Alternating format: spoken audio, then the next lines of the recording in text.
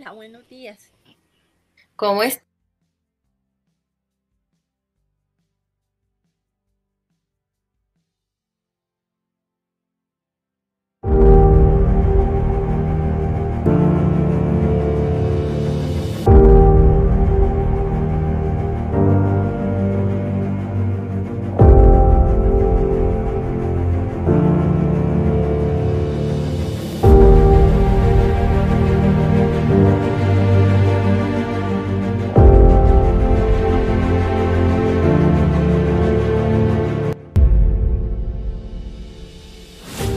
Cuando pensamos en la universidad, pensamos en desarrollo, progreso, aprender para el futuro. Pensamos en comunidad, con quien construir, trabajar, proyectar una vida y adquirir las herramientas para cambiar nuestro mundo.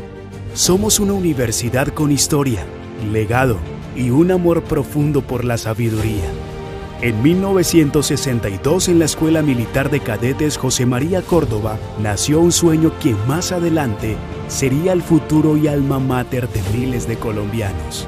Gracias al trabajo del Cuerpo Médico del Hospital Militar, en 1978 se organizó la Escuela de Medicina y Ciencias de la Salud, y de esta manera se iba complementando el abanico de ofertas académicas. A inicios de la década de los 80, nos reconocieron como Universidad Militar Nueva Granada, siendo parte de la educación pública del país, con el propósito inicial de ser un apoyo para la formación académica de las fuerzas militares.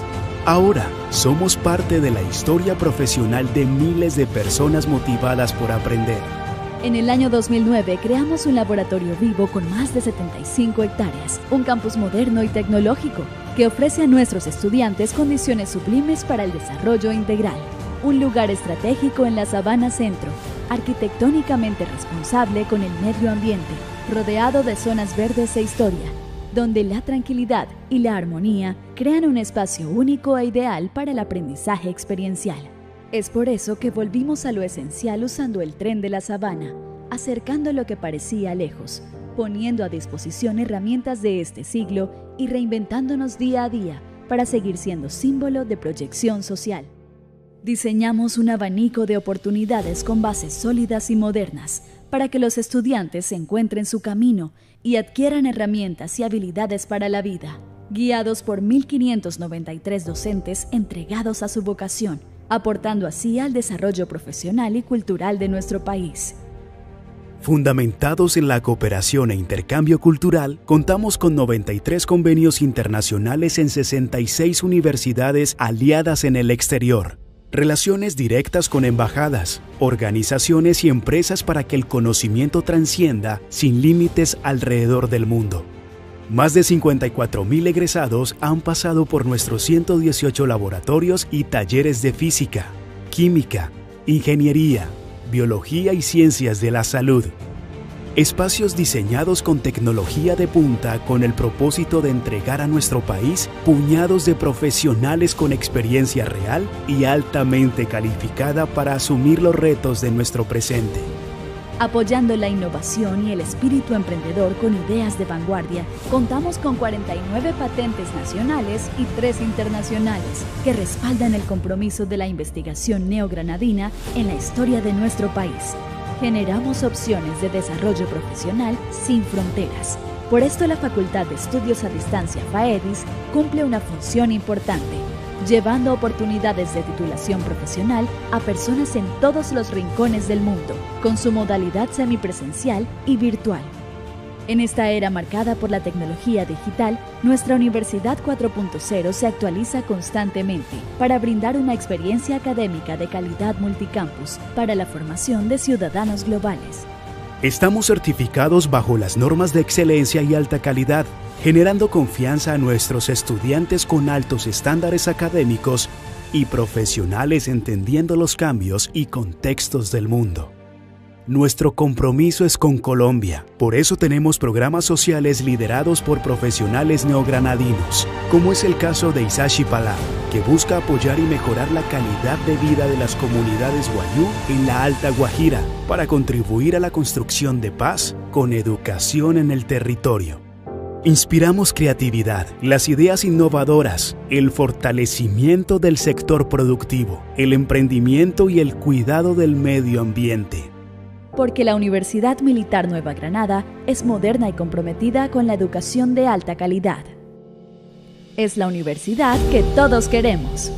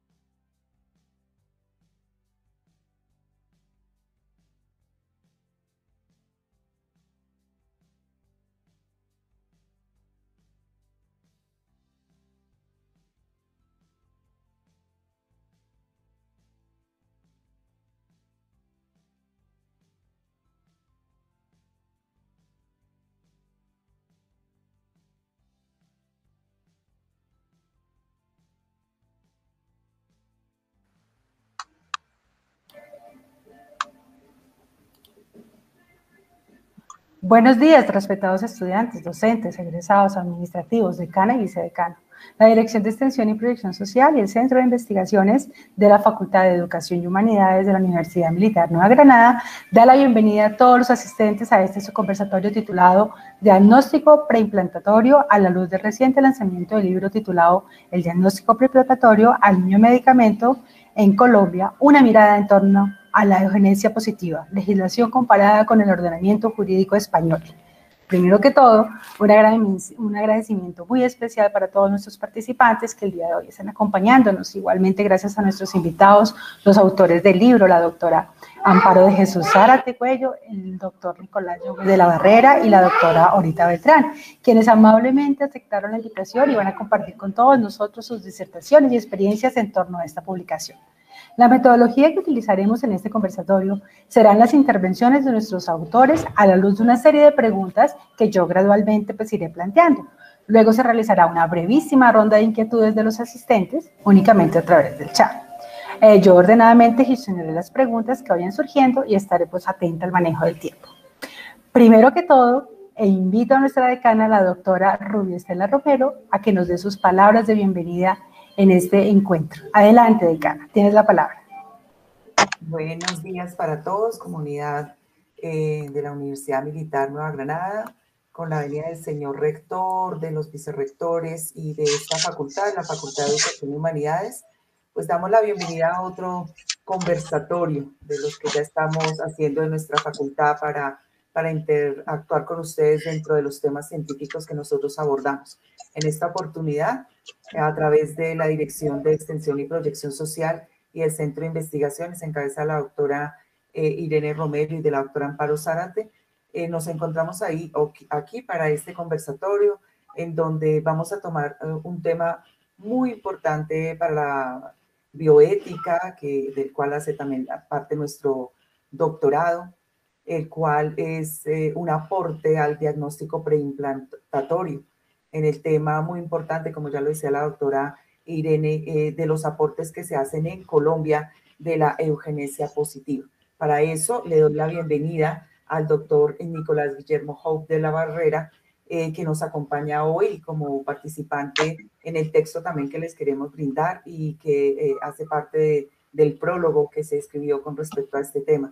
Lo mismo doy la bienvenida de la Facultad de Medicina de nuestra querida universidad a la doctora Orita Beltrán, quien también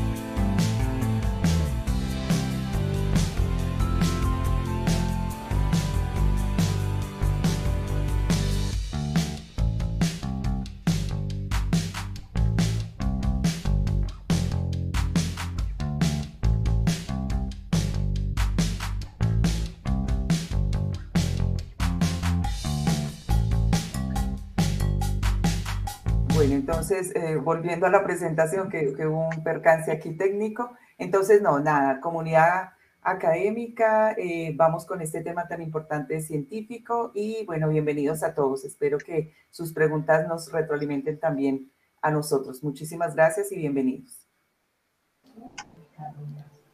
Muchas gracias, doctora Ruby, decana de la Facultad de Educación y Humanidades. Sin más rodeos, voy a presentar a nuestros 3 ponentes y autores del libro. Con nosotros está la doctora Amparo de Jesús Zárate Cuello, quien es doctora en Derecho, Persona, Sociedad, Derecho, Legitimidad y Legalidad, con énfasis en bioética. Bioderecho, biomedicina, biotecnologías y derechos humanos del Departamento de Filosofía del Derecho, Moral y Política 1, del cual obtuvo reconocimientos cum laude por unanimidad en la Universidad Complutense de Madrid, España. También tiene su diploma de estudios avanzados de la Universidad Nacional de España, UNED. Es experta en derechos administrativos de la Universidad Colegio Mayor de Nuestra Señora del Rosario, en Derecho de Familia por la Pontificia Universidad Javeriana, bueno, y un sinnúmero de reconocimientos y producciones académicas y científicas. Además, es la directora de nuestro Centro de Investigaciones de nuestra facultad. Bienvenida, doctora Amparo. Es un gusto tenerte aquí. Y contigo voy a iniciar con la primera pregunta. ¿Nos podrías, por favor, contextualizar un poco sobre este libro? Y a su vez, ¿cuál es el fin de la aplicación de la técnica del diagnóstico preimplantatorio en la reproducción asistida?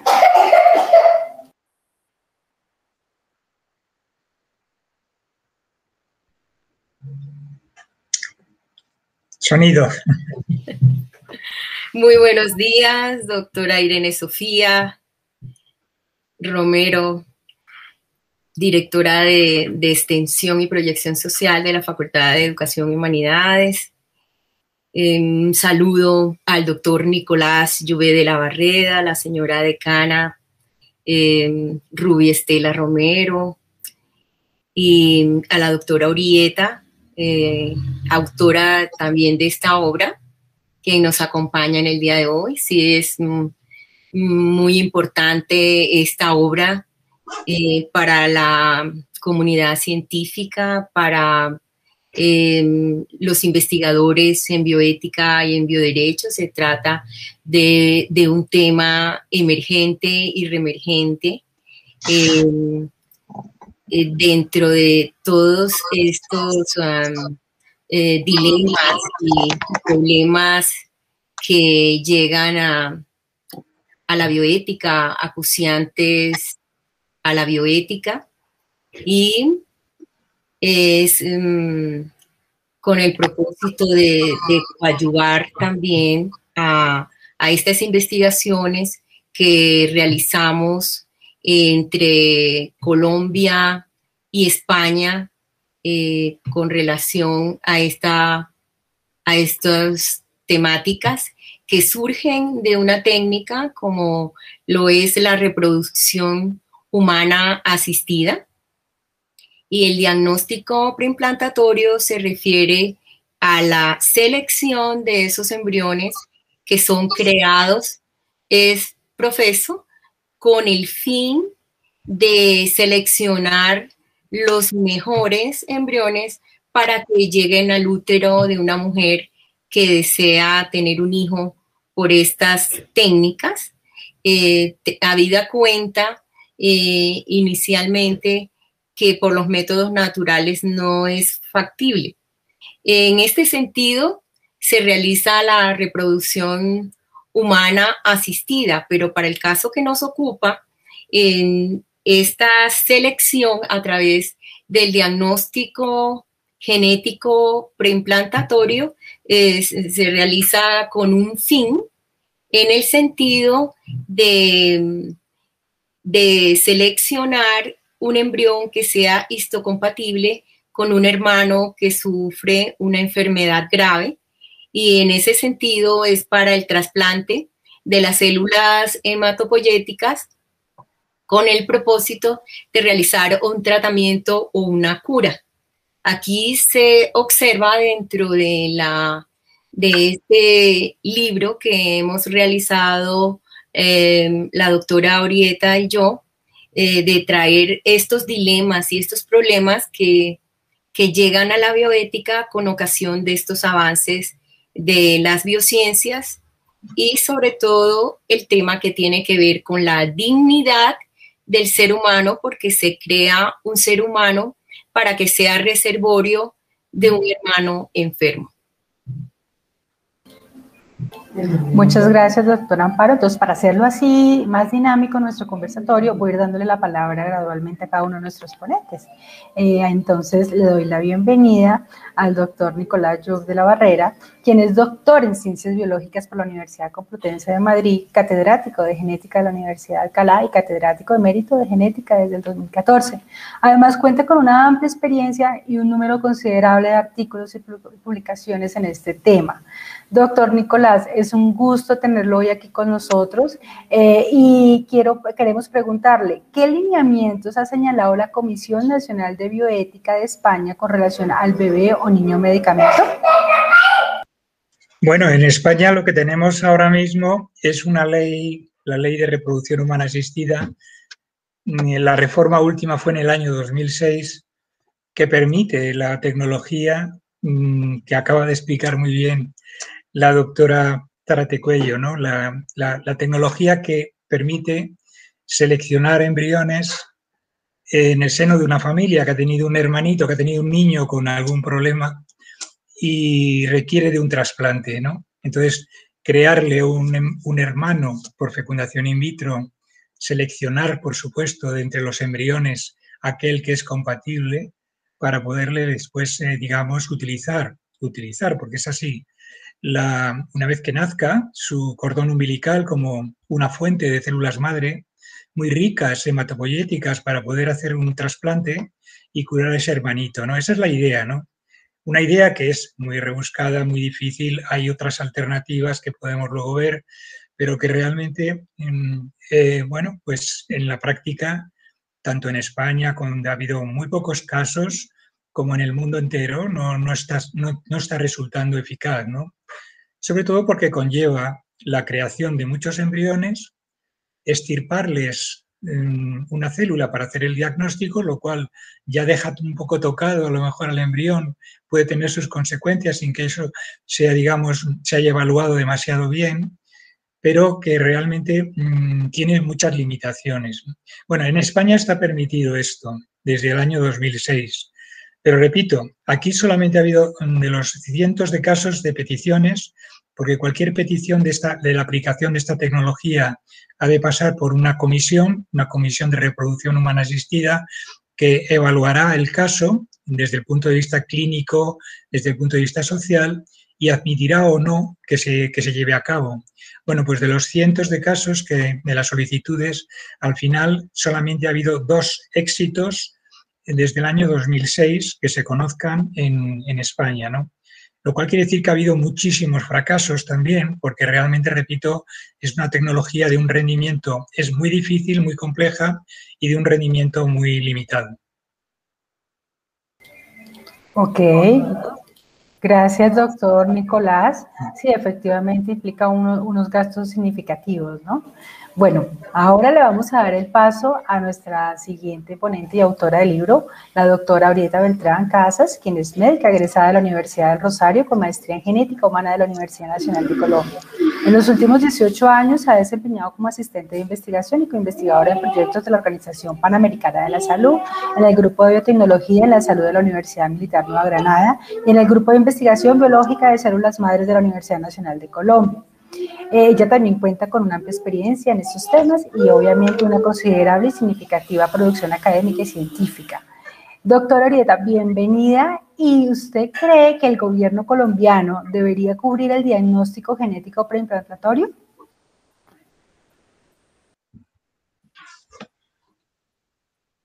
Bueno, muchas gracias por la invitación para participar en este conversatorio. Digamos que el diagnóstico genético preimplantatorio tiene pues muchos usos. Consiste en que haciendo fertilización in vitro tenemos embriones y podemos hacer diagnóstico. Entonces depende para qué uso específico se esté hablando. Lo que actualmente dice pues el sistema de salud es que no se tiene cobertura. Sin embargo, han habido algunas instancias de la Corte Suprema donde se ha autorizado para algunos casos, donde se analiza el contexto económico, la indicación del diagnóstico preimplantatorio para algunas familias y se ha autorizado el costo pues a cargo pues del sistema de salud colombiano.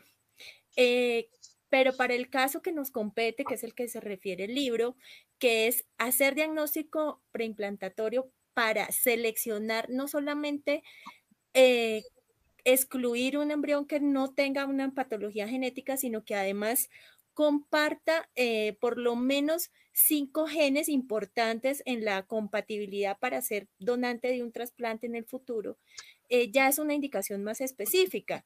Y creo que en ese caso, y dada la experiencia que han tenido en otros países como España, los costos como tal serían muy altos para que los asumiera el sistema, exceptuando pues si se creara una ruta de manejo revisada con una comisión, tal como lo explicó el doctor Nicolás Lluve de la Barrera. Entonces, si miramos atrás la experiencia de Europa y en particular de España, vemos que por una parte los costos son altos, que se han aplicado en pocos casos, pero que la eficiencia ha sido poca.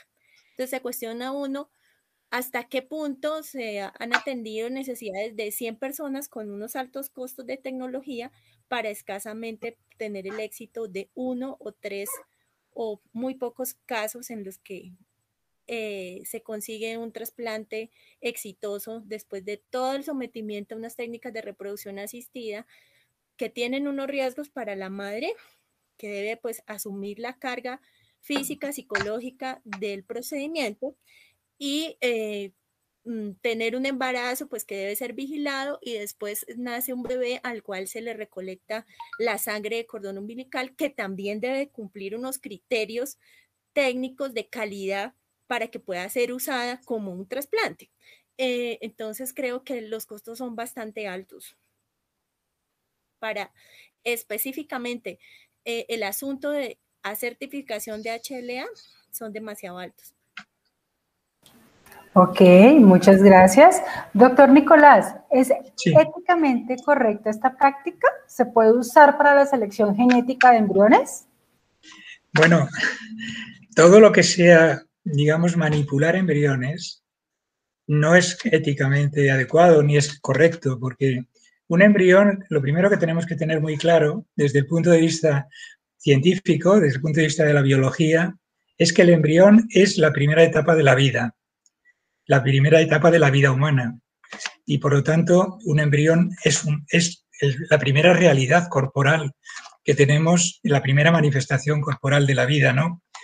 Utilizarlo ya es de por sí negativo, pero cuando además dentro de esa utilidad cabe la posibilidad de un rechazo de parte, y además de una parte importante de los embriones que se crean, y claro, son vidas humanas que se eliminan.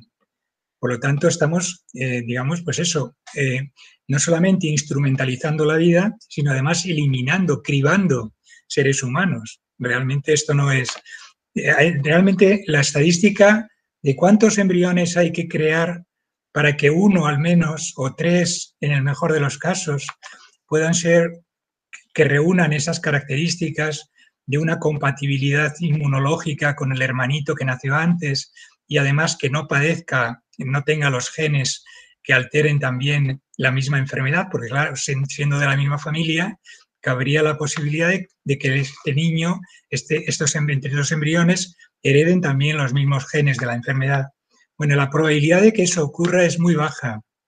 Y las estadísticas que hay, por ejemplo, la Organización Europea de Reproducción Humana Asistida, la ESRE, tiene unas estadísticas que nos dicen que solo un 2,5% de los embriones que son utilizados de esta manera, a los que se les hace una biopsia de una célula para hacer el análisis y luego se admiten, y si son adecuados se van a implantar, van a seguir adelante. Bueno, pues de todo ese proceso, los que llegan a término al final son entre 2 y 3 de cada 100.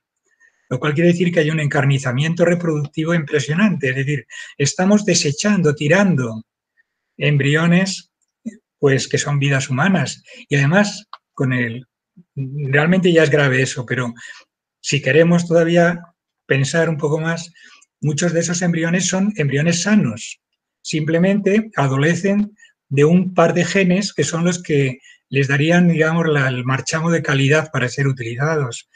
Realmente no tienen ni siquiera la enfermedad, muchos de ellos, simplemente se desechan porque no tienen el gen o los 5 genes que nos decía muy bien Orieta de compatibilidad deseados. De modo que, pues eso yo creo que desde un punto de vista ético está dicho todo, ¿no? Claro que sí, indudablemente, ¿no? Doctor Amparo, ¿cuál sería entonces ese camino que debe tomar la ciencia desde la ética y la bioética, pues para la cura de estas enfermedades raras y únicas sin afectaciones a los derechos humanos?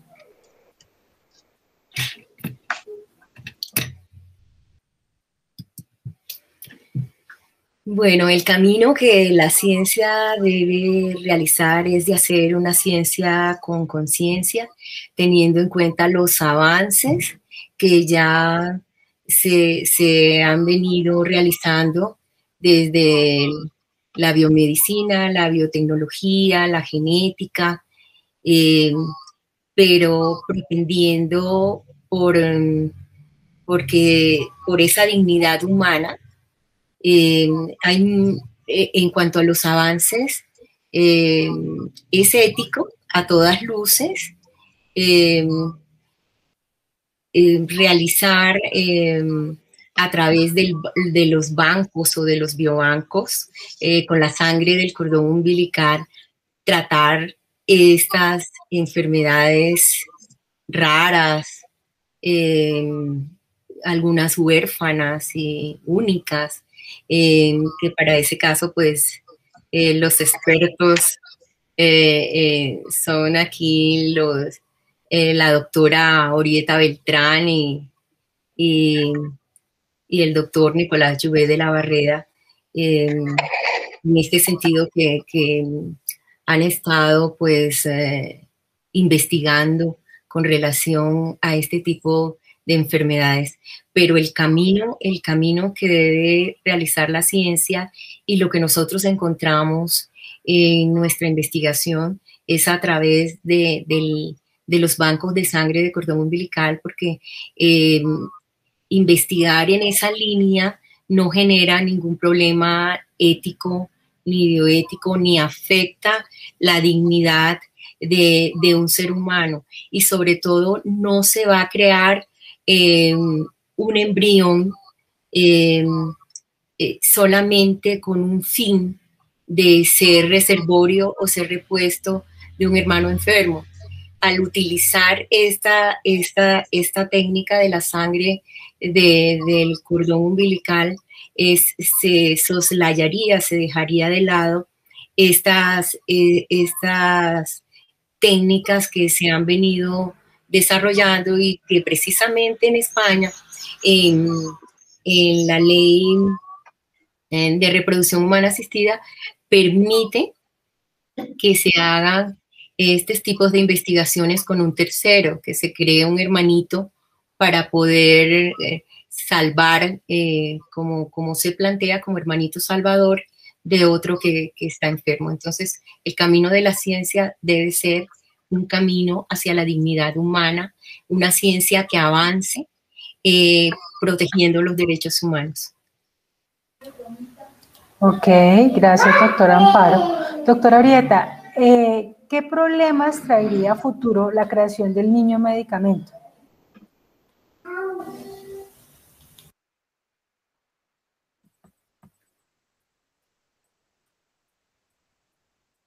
Bueno, para el niño que haya sido concebido con esa intención, pues ya de entrada, su misma razón de existencia en el hecho de esa familia, pues va a estar marcada por cuál fue la razón para que mis papás quisieran que yo existiera. Creo que ya de entrada eso ya marca parte del futuro psicológico de esa persona. saber que no fue concebido por azar, como muchos de nosotros que hemos sido concebidos al azar. Muchos no fuimos realmente programados, eso se sabe a nivel mundial.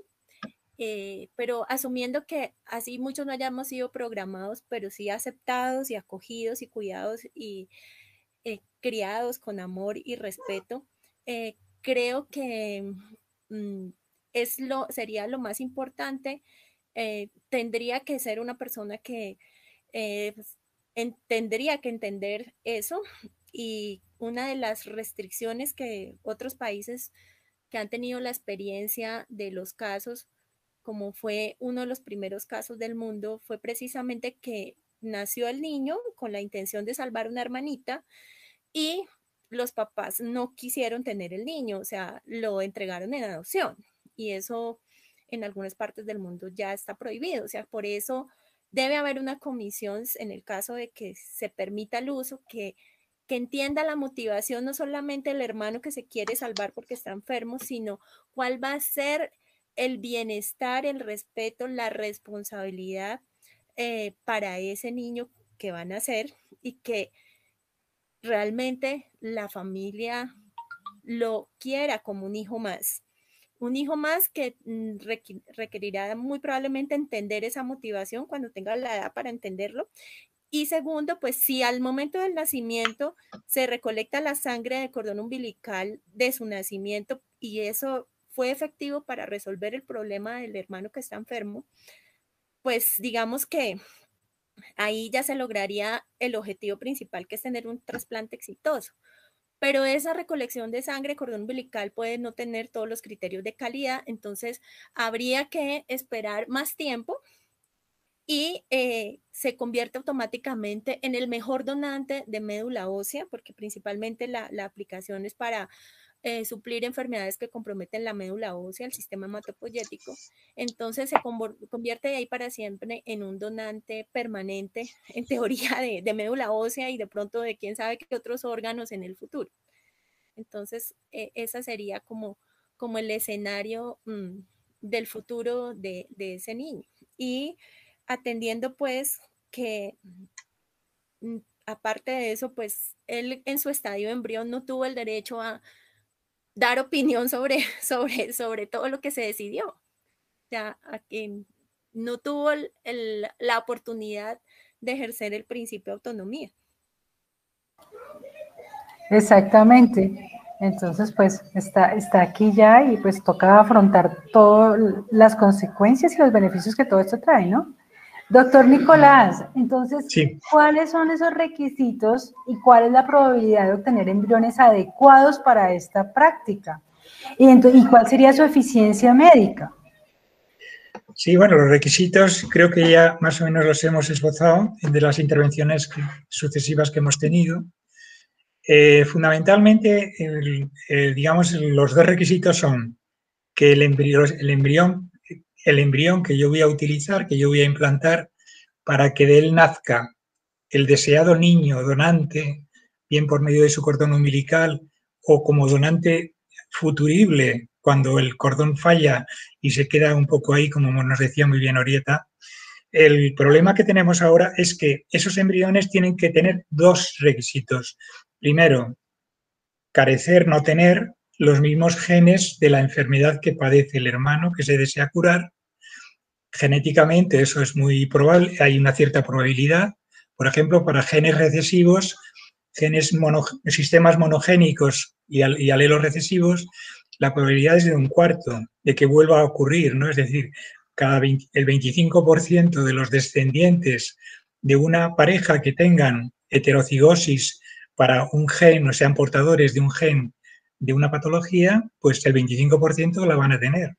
Puede haber 1/4 de recurrencia, por lo tanto. Y segundo requisito, que cumpla efectivamente este embrión que yo creo, con la idea de que sus genes de histocompatibilidad, el sistema HLA, una serie de genes, hay 5 fundamentalmente, pero bueno, son muchos más, es un sistema muy complejo, pues coincidan lo más posible con el hermanito al que se desea curar, para precisamente que no haya luego un rechazo en en el trasplante que deseamos hacer. Esos dos requisitos son los fundamentales, ¿no?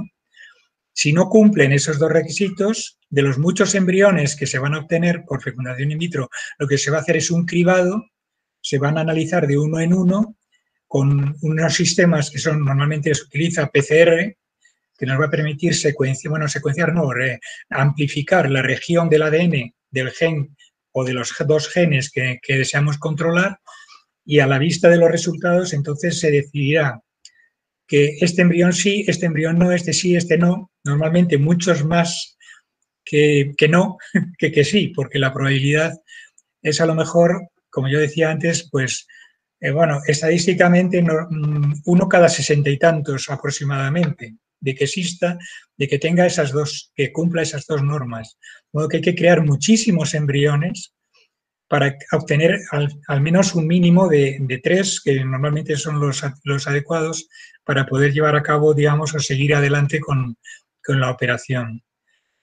Todos los embriones que no den la talla en el sentido de esos dos genes tienen un destino incierto, más bien se van a eliminar, porque una vez que se ha manipulado, se le ha quitado una célula para hacer el análisis de PCR al ADN, ese embrión está tocado y normalmente sí que puede seguir adelante, pero es muy difícil conservar los que no se vayan a seleccionar, porque no se pueden no se pueden congelar al haber sido biopsiados, ya no sirven los sistemas de congelación, se le ha quitado una parte de la cubierta y hay muchas dificultades técnicas y normalmente se tiran, literalmente. Lo cual, bueno, pues volvemos a lo mismo, ¿no? Es decir, éticamente todo esto, pues, digamos, deja mucho que desear. Al final, ¿el final es bueno? Sí, claro, yo voy a tener un bebé que va a servir para salvar a un hermano. Ojalá, esa es la idea, ¿no? Esa idea es buena, pero el costo de eso es muy alto en vidas humanas. Exactamente, te me adelantaste a la otra pregunta, porque pues, yo no soy experta en estos temas, entonces yo decía, pero bueno, ¿qué es lo que hacen con todos esos embriones que no son compatibles con el hermanito enfermo, ¿no? Pero bueno, ya lo acabas de explicar a todos muy claramente, ¿no? Entonces, sí, el costo es elevado, ¿no? De vidas y todo. Pero bueno, doctor Amparo, los avances de la biomedicina y la biotecnología que permiten crear estos hijos por reproducción asistida con diagnóstico preimplantatorio, ¿podrán transformar la manera de tener los hijos y la identidad genética de las personas exiliando el acto conyugal? Claro que sí. Es que ya se ha exiliado el acto conyugal desde que se están aplicando las técnicas de reproducción asistida, porque ya ese acto de amor, ese acto de entrega de las parejas que desean tener un hijo, naturalmente no se presenta porque ya se producen los hijos en la frialdad de los laboratorios. Así pues que esto es lo que nos ha traído la técnica de reproducción humana asistida, que si bien inicialmente también tenía un fin altruista de traer un hijo a una familia que naturalmente no los podía concebir por alguna patología ginecológica que le impidiese tener hijos en forma natural, se acudió a estas técnicas desde el año de 1978 con la creación en Inglaterra de la primera bebé probeta de que se hablaba en ese entonces, de Lois Brown. Y de ahí se fue extendiendo a todo el mundo y Colombia no se quedó atrás con los investigadores muy listos que se encuentran aquí. Y la primera bebé probeta colombiana surge en el año de 1985 bajo la dirección científica del doctor Elkin Lucena. Así que en España ha sido también vanguardista con estos temas y ha tenido pues unas leyes que le han permitido desde la reproducción humana asistida hasta la investigación biomédica con los embriones que se han quedado por allá en nitrógeno líquido congelados para efectos de la investigación. De todas maneras, esta técnica permite y ha permitido realizar otras aplicaciones científicas que tienen que ver con la reproducción humana asistida, y se está transformando la naturaleza humana, se está seleccionando sexo, se están seleccionando bebés medicamentos y por otro lado también bebés de diseño para futuro, cómo quiero tener el hijo, qué características fenotípicas o genotípicas quiero que tenga.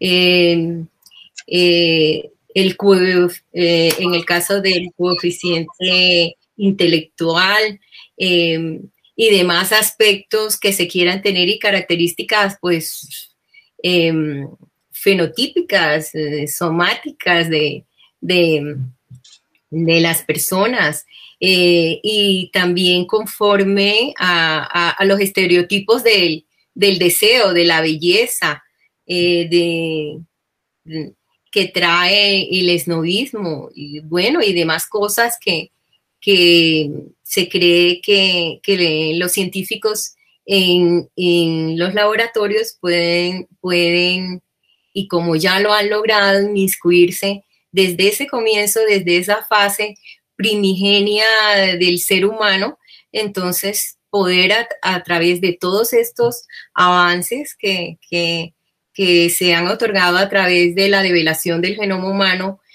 poder transformar la naturaleza humana. Y esto es muy peligroso porque verdaderamente estamos transformando la genética del ser humano, el ADN, la manipulación, entrar en una terapia génica en línea germinal que transforma esencialmente al ser humano. Eso es bastante complejo para lo que realmente somos como humanos. Entonces, aquí surgen muchísimas preguntas con relación a los dilemas éticos y bioéticos. ¿Qué pasará con este ser humano? ¿Qué pasará con los hijos? ¿Se transformará la familia? Y además que estas técnicas contribuyen también para otras alternativas, de otras alianzas afectivas que por los métodos naturales tampoco pueden tener hijos. Entonces, ¿qué se constituirá en el futuro?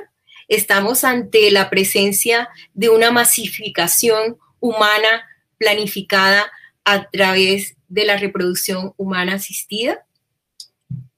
Son muchas las cuestiones que se presentan con relación a estos temas que el doctor Nicolás Lluvé de la Barreda también puede dilucidar en este sentido.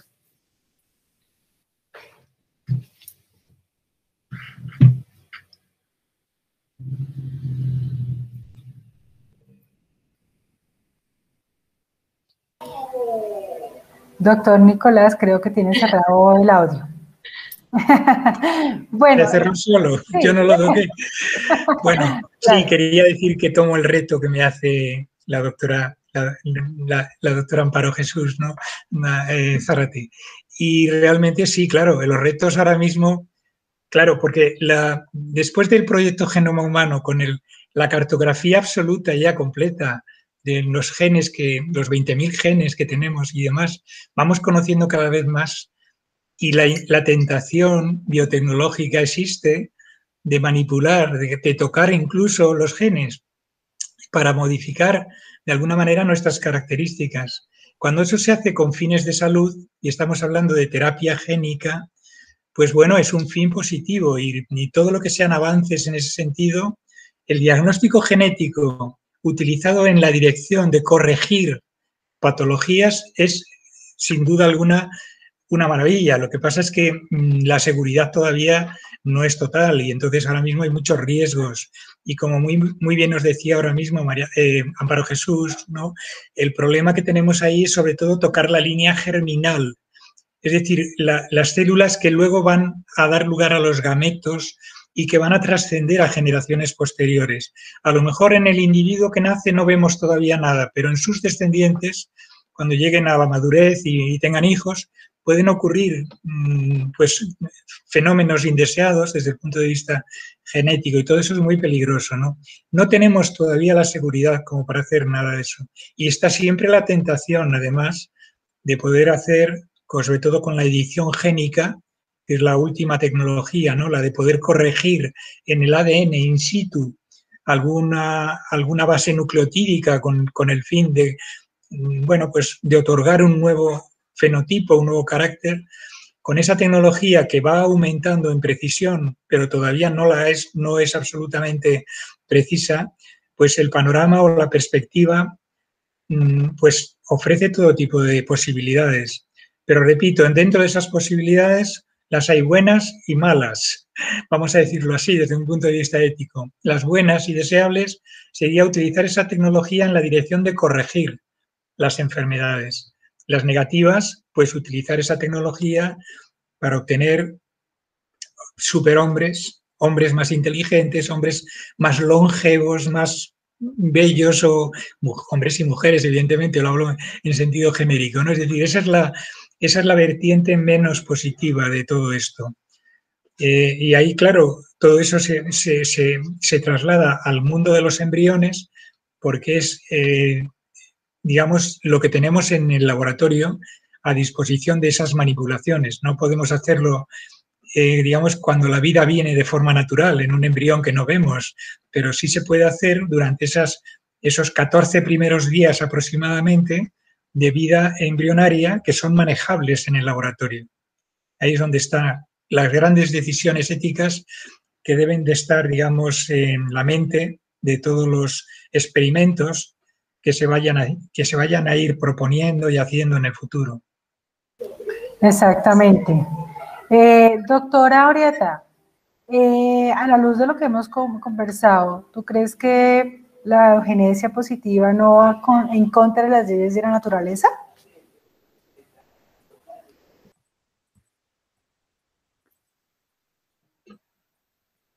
Pues iría en contra de las leyes de la naturaleza, contra la misma dinámica de la selección natural, de toda esta teoría de la selección natural darwiniana.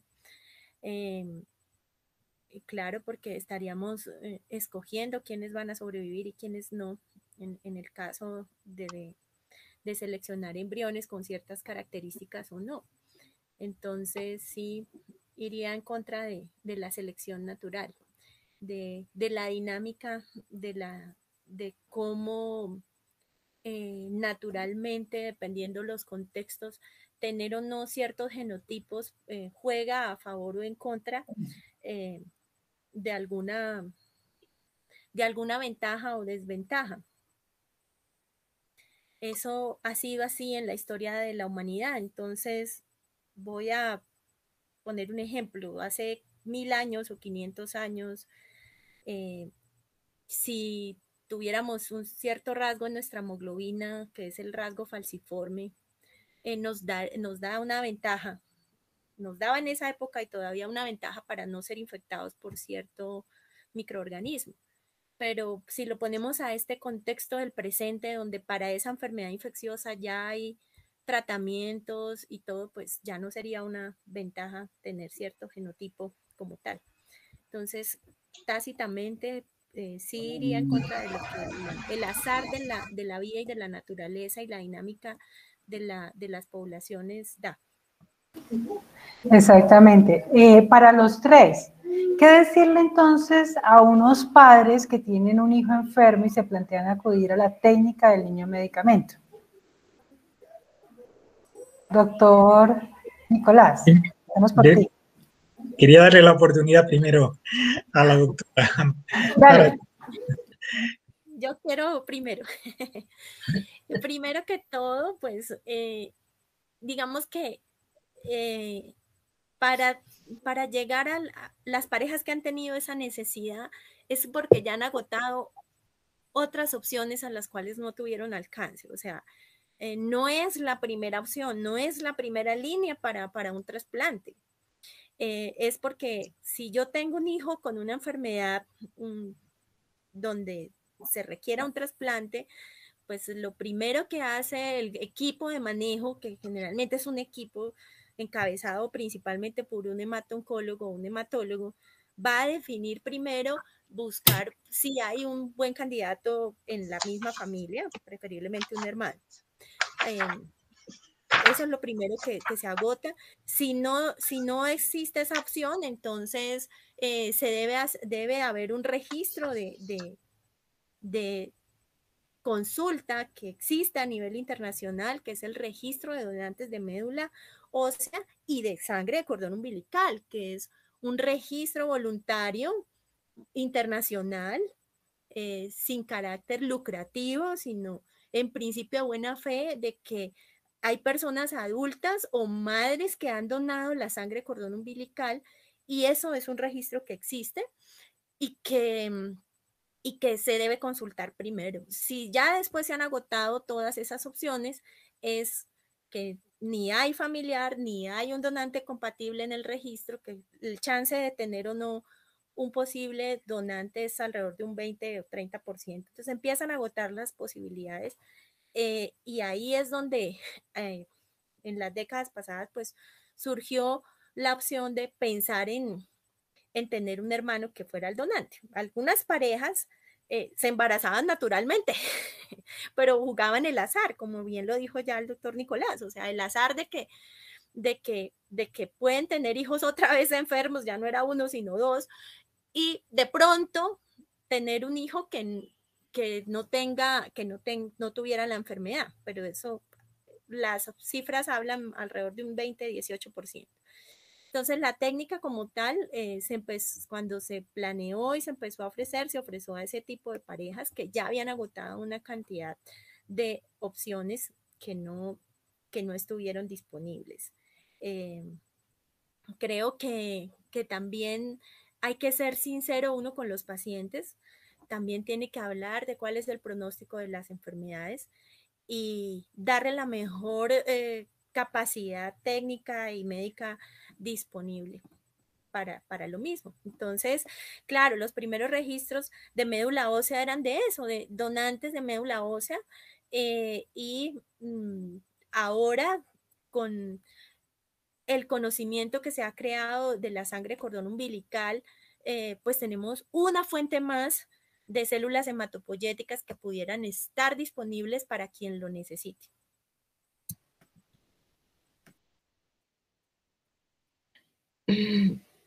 Doctor Nicolás, le cedo la segunda parte. Bueno, quería darle la opción también a la doctora Amparo, pero bueno, yo realmente poco puedo añadir porque lo que ha dicho la doctora Beltrán es muy correcto y son las auténticas razones. Lo único que puedo quizás es decir que también va a depender mucho de cuál es el tipo de enfermedad. Es decir, el éxito ya hemos dicho que el éxito de esta tecnología tan rebuscada del bebé medicamento es muy bajo.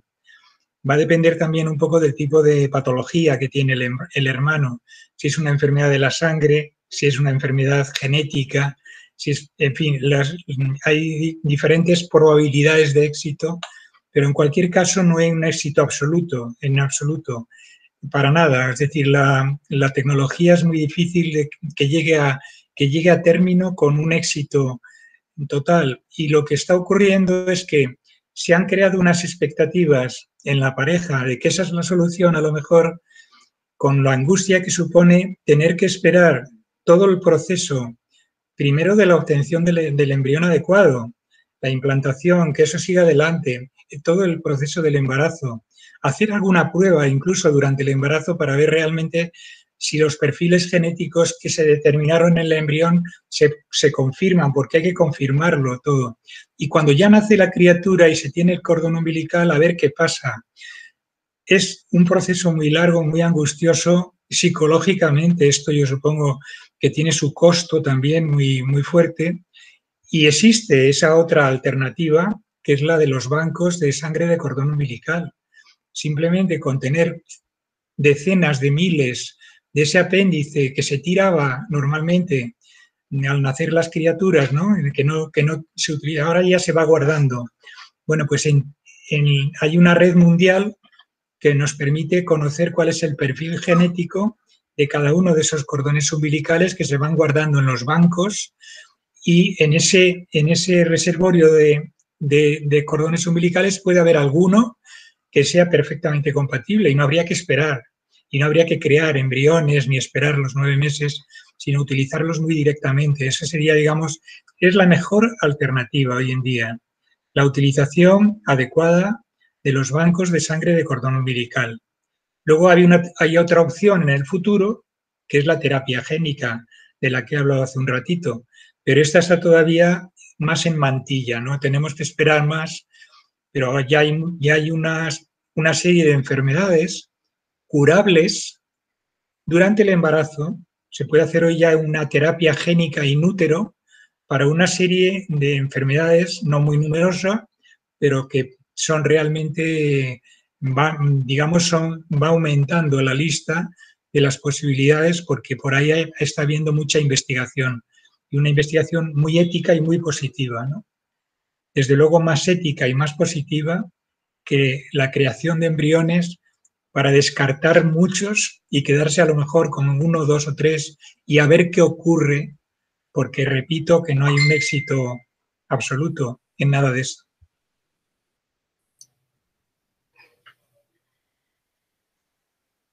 Bien. Bueno, en este caso, ¿me escuchan? En este caso estamos ante la presencia del consejo genético. Los padres van al médico y dicen qué podemos hacer con este hijo que está enfermo, que tiene una patología. El médico dice que requiere de trasplantes para su salud. Y en este sentido, pues, al igual que la doctora Orieta y el doctor Nicolás Llobet de la Barreda, en este sentido, pues, habría que acudir a los bancos de cordón umbilical para hacer esos trasplantes en primera instancia. Lo importante en este caso es la problemática bioética que generaría en el evento de que el médico tratante le diga a los padres, la solución es crear un hermano que sea histocompatible con su hija que tiene esta enfermedad genética grave. En este sentido, si se realiza de esa manera,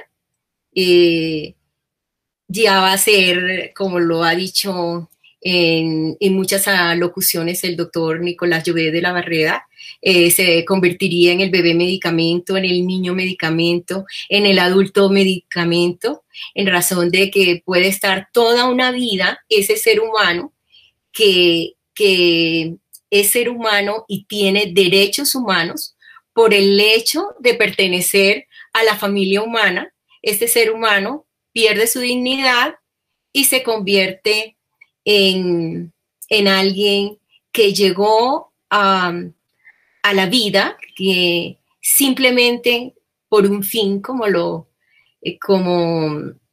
se observa con este tipo de técnica que se aplica a un ser humano para el servicio de otro. ¿Podríamos hablar en estos casos que estamos ante una esclavitud genética? Podemos crear seres humanos para que sus recursos genéticos permitan darle salud y vida a otras personas. No creo que ese es el consejo genético que se pueda presentar en este caso. Y precisamente esta es la razón por la cual desarrollamos esta investigación para mostrarle a la sociedad científica que este no es el camino, que el camino no es la creación de bebés medicamentos para solucionar las patologías de las que nosotros vamos a padecer a lo largo del ciclo vital humano, sino que la ciencia debe avanzar en otras alternativas y no utilizar al ser humano desde esas fases primigenias de su desarrollo. Y tampoco dentro de ese desarrollo y al final de su ciclo vital. Entonces, en este sentido, eso es lo que se plantea y por ende, tal como lo ha dicho la doctora Orieta, es una técnica costosa, pero si bien existen bancos de sangre de cordón umbilical, ya aquí en Colombia tenemos uno, el propósito es que el Estado dedique recursos a esos bancos para que se hagan las investigaciones por parte de los científicos que confluyan en tratar y curar estas enfermedades raras, únicas, huérfanas, o las enfermedades que se nos presentan en el transcurso, en el inicio, desarrollo y final de la vida humana. Entonces, no es, por más que podamos plantear de que este fin es altruista, porque podemos decir, pues, ¿qué haría un padre en estas condiciones? No es ético ni bioético usar a los seres humanos para el servicio de otros, aunque sea para tratar o curar enfermedades. Hay otras vías y la ciencia debe avanzar en ese camino. Bueno, pues muy interesante el punto de vista de los tres. Y bueno, por cuestiones de tiempo que ya tenemos que ir cerrando, en el chat nuestros asistentes nos piden una última pregunta para los tres y nos dicen, ¿cuál es la contribución de este libro a la bioética y al bioderecho en Colombia y en España? Entonces los invito a los tres para que por favor nos den brevemente pues, su última opinión en relación a esta obra tan importante. Y así vamos cerrando nuestro conversatorio del día de hoy. Doctor Nicolás. Yo creo que la prioridad en esta respuesta la tienen las autoras, las verdaderas autoras, porque yo simplemente he hecho una pequeña contribución glosando la oportunidad y la necesidad de esta obra, que me parece fundamental, dada también la situación legislativa o el futuro del planteamiento de una reforma legislativa para Colombia, por la que ya hemos pasado aquí hace unos años. Repito que ha sido, bueno, fue en su momento un boom el proponer nada menos que una ley, la de reproducción humana asistida ampliada en ese sentido del bebé medicamento, pero que luego no ha dado lugar a soluciones concretas en la inmensa mayoría de los casos. Yo creo que es una obra muy oportuna y además está muy bien documentada desde el punto de vista del derecho, con la doctora Zárate Cuello, y desde el punto de vista, por supuesto, también de la medicina, con la contribución de la doctora Beltrán. Las dos han, digamos, conseguido un tándem de recursos, digamos, de sus especialidades en lo que supone esta tecnología, ¿no?, aplicada.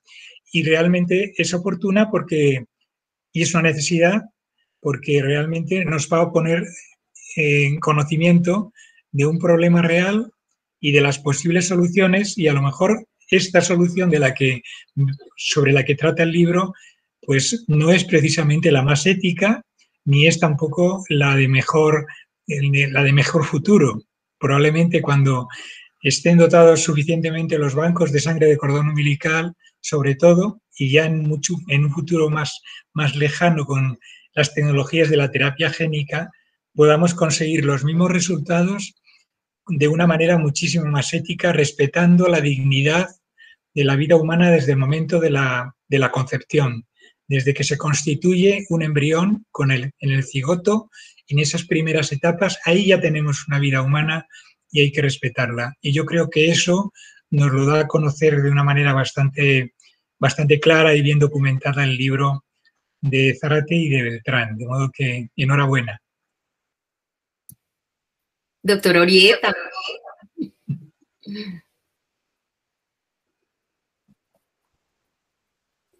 Doctora Orieta. Sí, ya. Creo que el primer aporte grande del libro es hacernos un diagnóstico en nuestro país, o sea, diagnosticar en Colombia qué es lo que ha venido ocurriendo, porque tenemos excelentes profesionales formados en medicina, excelentes equipos y centros de reproducción humana asistida, pero tenemos un vacío en la parte de legislación, en el ejercicio de las indicaciones y todas las, digamos, preguntas éticas que giran alrededor de esta y probablemente de otras técnicas bien. Entonces creo que al haber abordado ese primer diagnóstico a nivel nacional, ya el mérito del libro es bastante grande. Quedan inquietudes con respecto a que, porque en la búsqueda de la información local fue poca y queda uno con inquietud si teniendo tanta tecnología disponible y tan buena calidad de entrenamiento en todo ese personal de equipos de médicos y todos los asistentes de salud en reproducción humana asistida, yo por lo menos me hubiera esperado encontrar muchos más casos, pero queda el sinsabor de que no hay un contexto legal en Colombia. Entonces creo que el principal aporte del libro es haber hecho el esfuerzo de hacer ese diagnóstico, que si sabemos el diagnóstico podríamos saber qué pasos dar, y si miramos a las experiencias, el éxito o no, o las dificultades que han tenido en otros lugares del mundo, pues podemos aprender.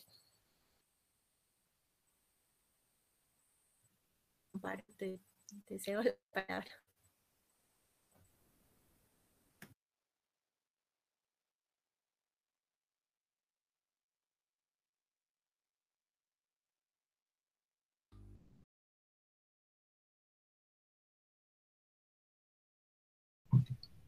Finalmente, es preciso señalar que esta es una obra novedosa para Colombia,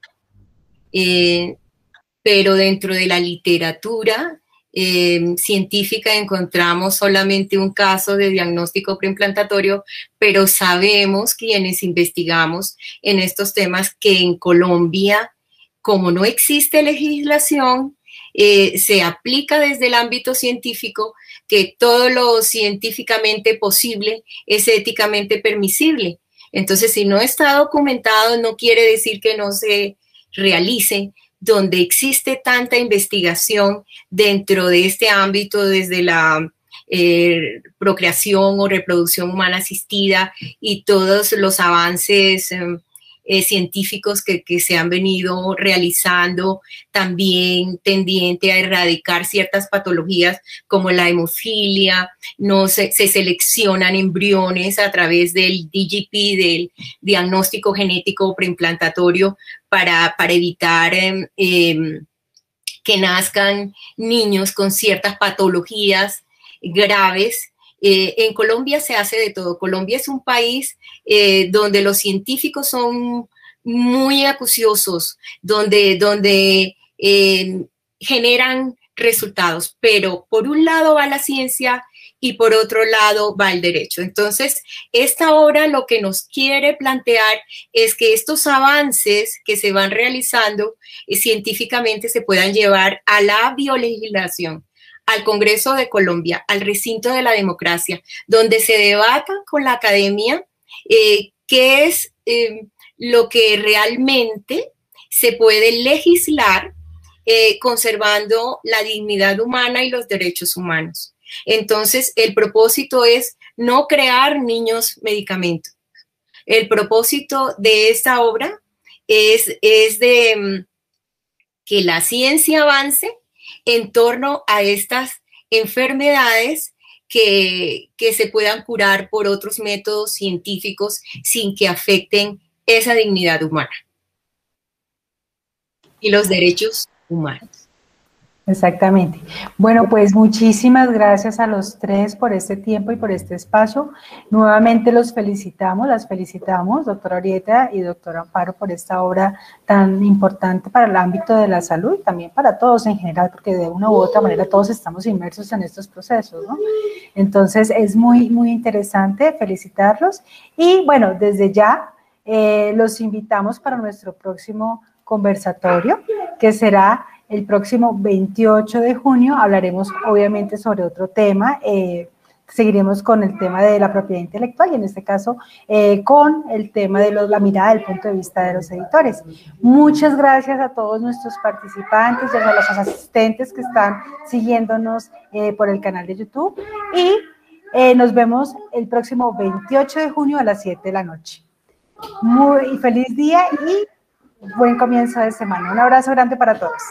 Muchas gracias.